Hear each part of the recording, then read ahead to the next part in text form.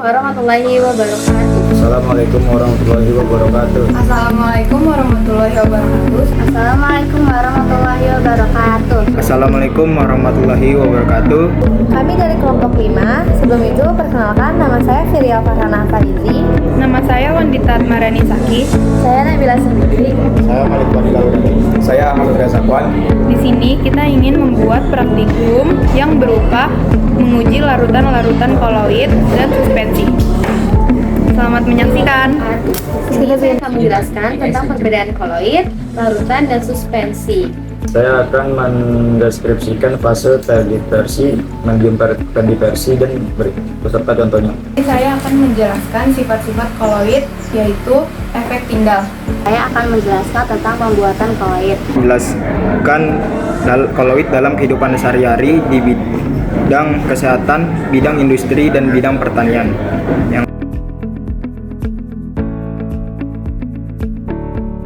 Suspensi. Yang pertama ada larutan gula dan air. Pertama-tama kita masukkan gula dan air,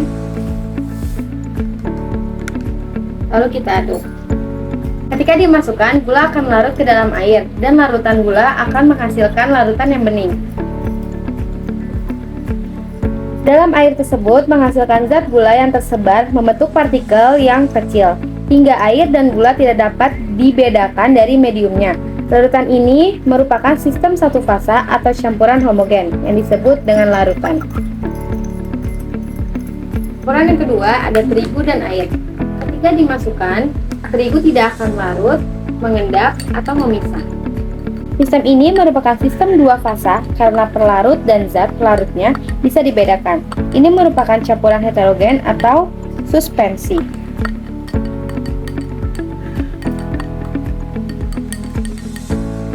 Campuran ketiga ada susu dan air. Susu dan air dapat terurai, tetapi larutan air tidak dapat bening atau keruh. Jika kita larutkan dan campurkan air dan susu tidak memisah, air dan susu ini merupakan koloid.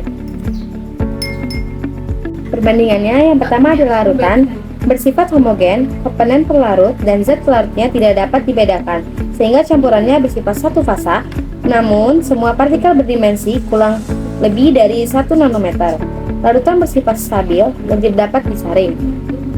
Yang kedua, ada suspensi, bersifat heterogen, dapat dibedakan, dan bersifat dua fasa. Salah satu atau semua dimensi partikelnya lebih besar dari 100 nanometer, bersifat tidak stabil sehingga dapat disaring. Yang terakhir ada koloid, secara makroskopis bersifat homogen, tetapi heterogen jika diamati dengan mikroskop ultra, sehingga campurannya bersifat dua fasa. Partikel berdimensi antara 1 sampai 100 nanometer pada umumnya bersifat stabil, tidak dapat disaring kecuali dengan penyaring ultra.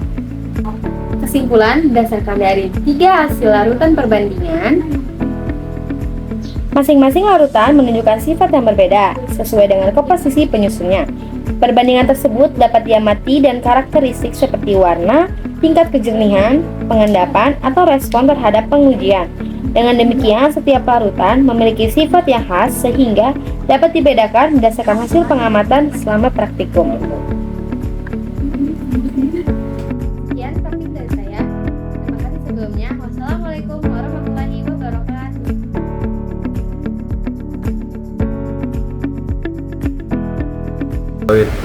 Di sini bahan-bahannya ada air, minyak, dan daya bubuk.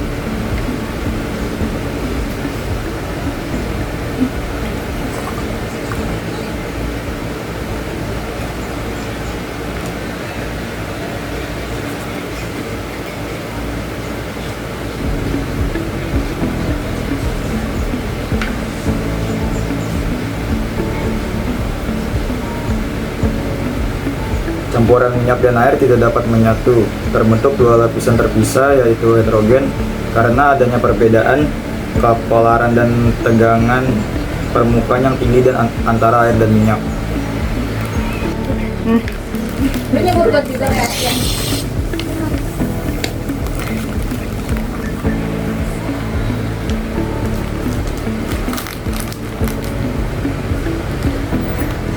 Air dan minyak yang tadinya terpisah mulai bercampur membentuk cairan yang tampak keruh dan serba sama atau homogen secara kasat mata. Terbentuk sistem koloid jenis emulsi air, fase terdepresi minyak, medium terdepresi air. Minyak tidak lagi langsung memisah dan air setelah didiamkan beberapa saat.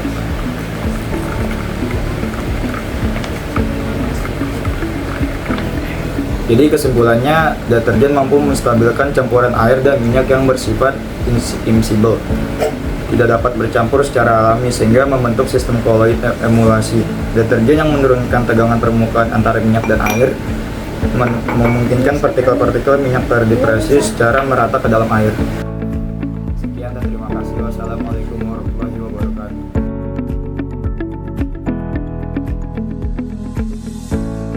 Efek Tyndall.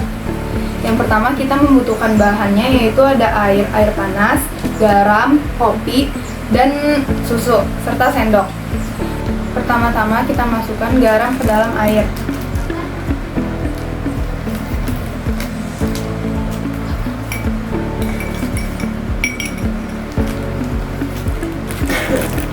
Yang kedua kita masukkan bubuk kopi ke dalam air.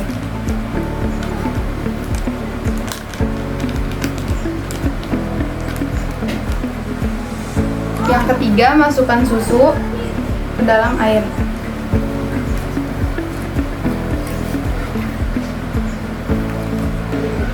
Setiap larutan kita aduk hingga rata.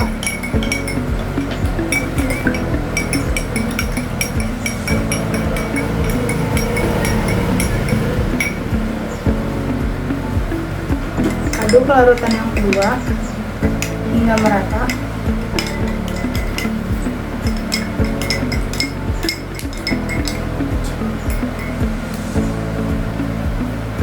Dan yang ketiga,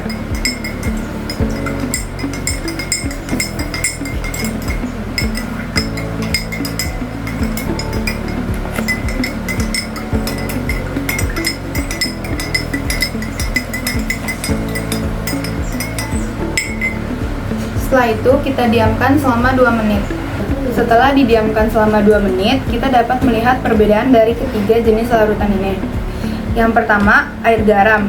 Terlihat jelas warna bening, sehingga tidak terlihat lagi dua partikel antara garam dan air. Lalu yang kedua, ada larutan kopi dan air, di mana jika didiamkan akan terjadi endapan. Lalu yang ketiga, ada larutan susu dan air. Berupa larutan ini berwarna, namun larutan ini termasuk ke dalam larutan homogen. Lalu kita gunakan HP atau senter untuk melihat efek Tyndall tersebut. Yang pertama ada larutan garam. Saat disinari oleh senter, cahaya dapat menembus ke dalam gelas ke kertas di baliknya. Ini membuktikan bahwa partikelnya tercampur semua. Lalu yang kedua, ada air kopi. Cahaya tidak dapat menembus ke dalam gelas, ke partikel kopi tampak jelas serta akan mengendap jika didiamkan. Lalu yang ketiga, ada air dan susu, yaitu cahaya tidak menembus ke kertas tetapi berpencar di dalam larutan, yang merupakan ciri khas dari sistem koloid. Kesimpulan dari hasil praktikum tersebut, efek Tyndall adalah fenomena di mana cahaya yang dilewatkan pada suatu larutan akan dipendarkan atau diserap tergantung pada jenis campurannya, yaitu ada larutan, koloid, dan suspensi. Sekian hasil eksperimen dari saya. Wassalamualaikum warahmatullahi wabarakatuh.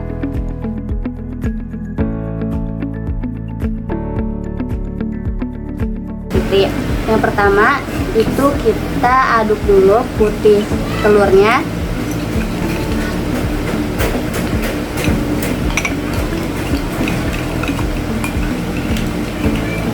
Lalu kita masukkan gula sedikit-sedikit.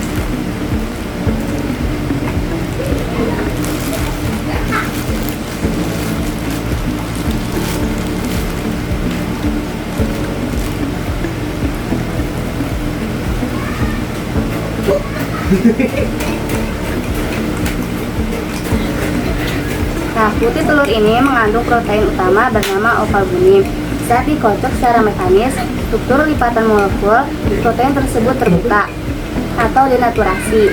Udara yang terperangkap saat pengocokan akan dibungkus oleh molekul protein yang telah terbuka.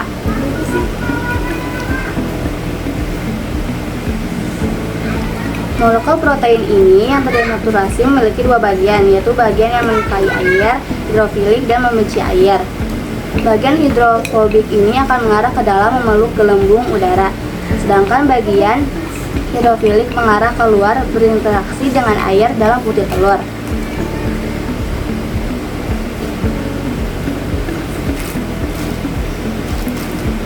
Ini membentuk dinding atau lapisan pelindung yang akan menahan gelembung udara agar tidak pecah atau menyatu kembali.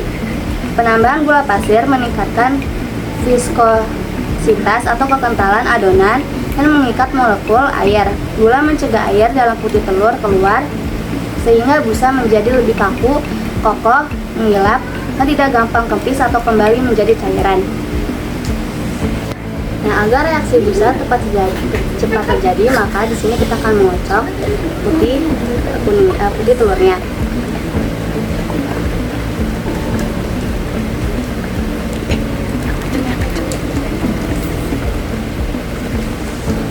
Setelah dikocok-kocok menjadi busa padat, maka kesimpulannya adalah pengocokkan putih telur berhasil mengubah dua fase, yaitu udara dan cairan telur, menjadi sistem koloid. Stabil berjenis busa cair, pengocokan mekanik berfungsi untuk memasukkan fase gas atau udara dan menenaturasi protein valbumin sebagai agen pembusa alami. Gula pasir berfungsi sebagai zat penstabil atau stabilizer yang menjaga kelembapan dan memperkuat struktur busa agar tidak kempis. Sekian, terima kasih.